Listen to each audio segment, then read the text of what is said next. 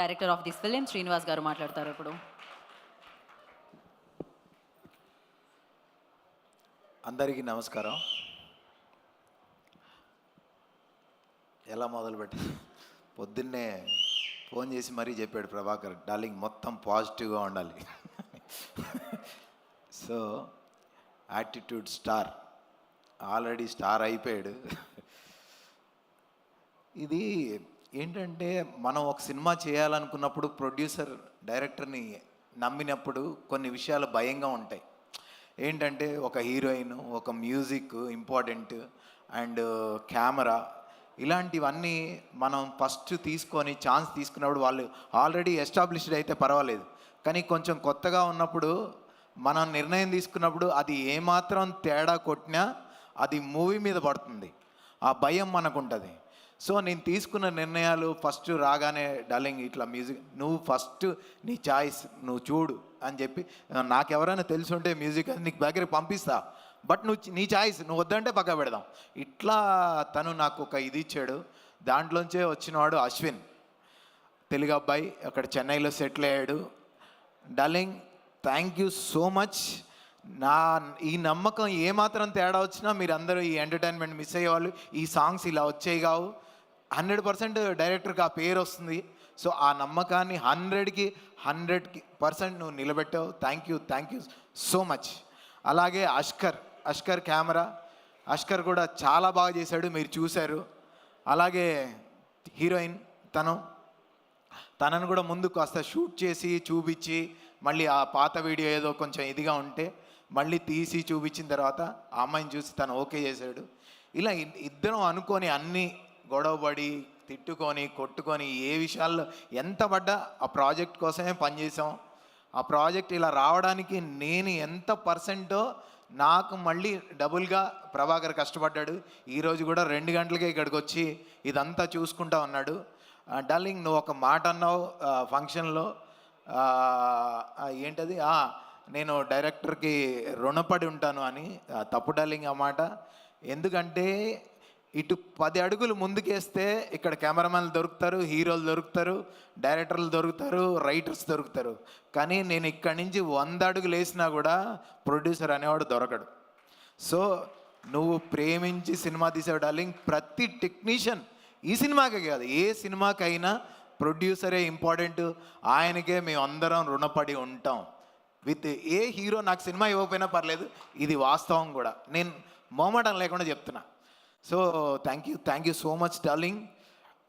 ఇద్దరం కలిసి కష్టపడి, తను ఒక్కడే కాదు, ఇప్పుడు దివిజ తను వెనకాల ఎంత వర్క్ చేస్తుందో పబ్లిసిటీ దగ్గర నుంచి, ఆ అమ్మాయి ఇలాంటి చెల్లెలు దొరకడం నీకు చాలా అదృష్టం. గ్రేట్ దివిజ.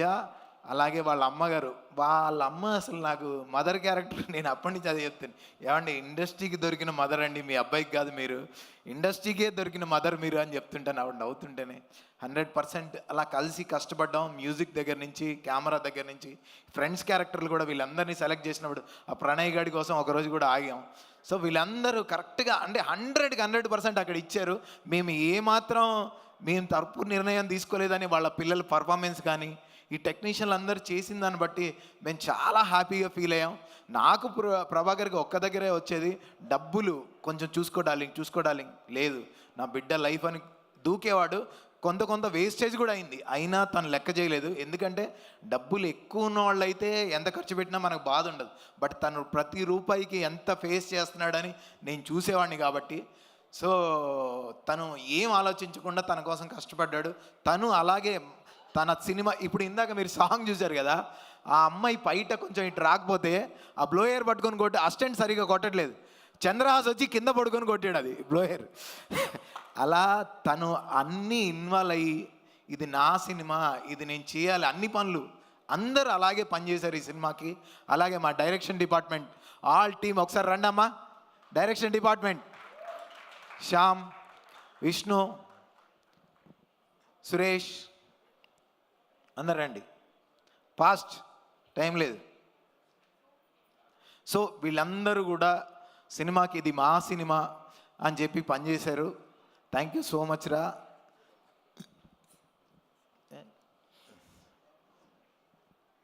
సో వీళ్ళందరూ కూడా డే అండ్ నైట్లు సో రెయిన్ ఎఫెక్ట్లు అన్నీ ఏమాత్రం ఇది అవ్వకుండా ఇప్పుడు వరకు వీళ్ళందరూ పనిచేశారు. థ్యాంక్ యూ సో మచ్ రా, థ్యాంక్ యూ.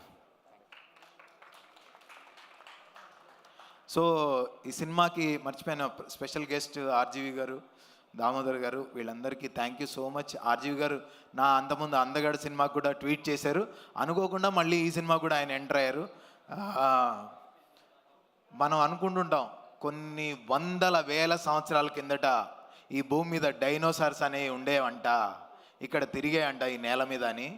అలాగే కొన్ని వందల సంవత్సరాల తర్వాత కూడా ఆర్జీవి అనే ఒక జీవి ఈ సినిమా ఇండస్ట్రీలో తిరిగిందంట అని చెప్పుకుంటాం.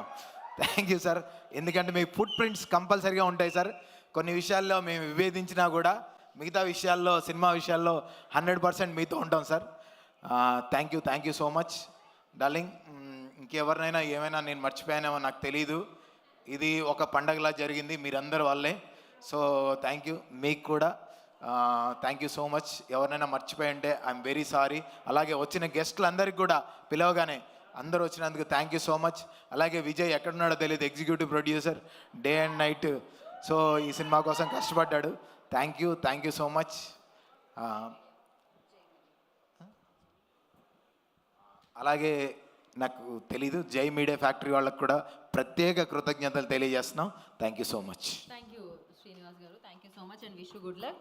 సో అక్టోబర్ 4th ఒక సూపర్ సక్సెస్ని మీరు విట్నెస్ చేయాలని మనస్ఫూర్తిగా కోరుకుంటున్నాము అండ్ విట్నెస్ చేస్తారని ఆశిస్తున్నాము. అసలైన విషయం చెప్పడం, అక్టోబర్ 4th అందరూ తప్పకుండా థియేటర్స్కి రావాలి. మీ చంద్రహాస్ని మీరు అందరూ దగ్గరుండి దీవించాలి. సో మా కష్టం మీ ముందు పెడుతున్నాం, రిజల్ట్ మీతోనే ఉంది. Thank you so much. October 4th ఎవ్వరు మిస్ అవ్వద్దు. Thank you so much Srinivas గారు. అండ్